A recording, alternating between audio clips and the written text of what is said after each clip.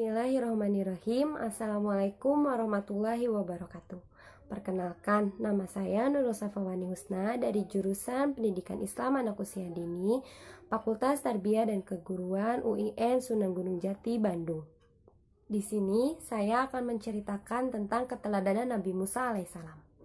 Nabi Musa alaihissalam terlahir pada zaman Fir'aun. Pada saat itu, Raja Fir'aun memerintahkan pada setiap anak laki-laki yang terlahir ke dunia harus dibunuh, dikarenakan mimpinya. Menurut ahli nujum, mimpi Raja Fir'aun itu menandakan akan lahir seorang anak dari kalangan Bani Israel yang akan menghancurkan kekuasaannya. Raja Fir'aun terkenal sombong dan mengaku bahwa dirinya adalah Tuhan. Nabi Musa dilahirkan oleh pasangan suami istri Imron dan Yukabat. Begitu mengetahui bahwa anaknya yang lahir adalah laki-laki, Yukabat dan Imron panik. Jika tak segera disembunyikan, anak itu tentulah akan dibunuh oleh kaki tangan Fir'aun. Yukabat sangat sayang pada bayinya yang molek dan sehat itu. Ia tak rela bayinya jika terbunuh. Tapi untuk menyembunyikannya terus-menerus tidak akan mungkin juga.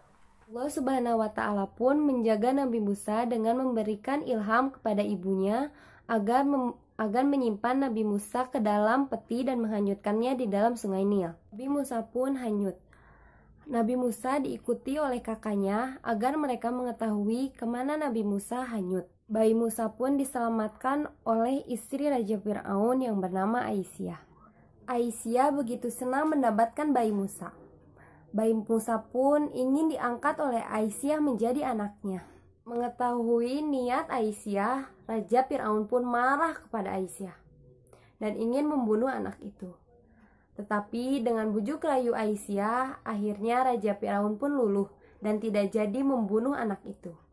Suatu ketika Nabi Musa pun menangis tidak berhenti karena kehausan. Aisyah memerintahkan kepada pengawalnya untuk mencarikan ibu yang mau menyusui Nabi Musa kecil. Maka berdatanganlah wanita-wanita yang ingin menyusui Nabi Musa kecil.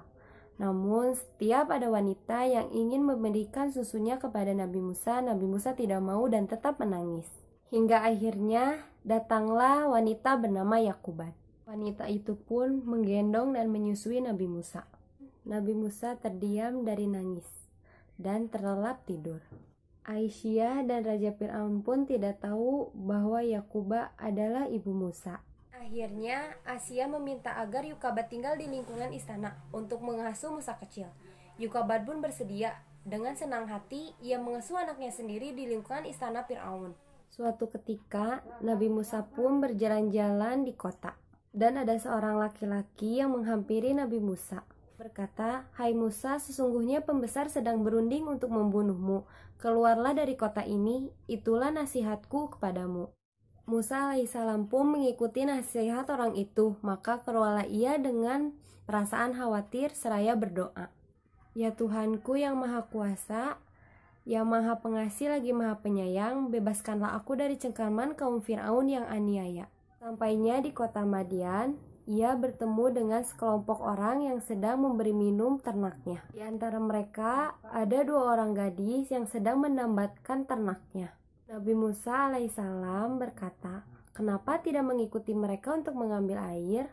Kedua gadis itu pun menjawab, "Kami tidak dapat mengambil air kecuali sesudah orang-orang itu telah selesai mengambilnya. Dan karena kami juga tidak kuat berebut dan berdesak-desakan dengan orang banyak itu. Bapak kami sudah tua, karena itu pula tidak sanggup datang kemari untuk mengambil air." Seketika itu juga Musa alaihissalam menolong kedua gadis itu untuk memberikan air kepada ternak mereka.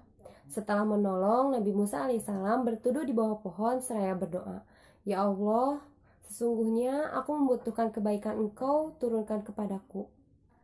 Kedua gadis yang ditolong Nabi Musa pun pulang ke rumahnya dan bercerita kepada ayah mereka bahwa telah ditolong seseorang yang berhati mulia.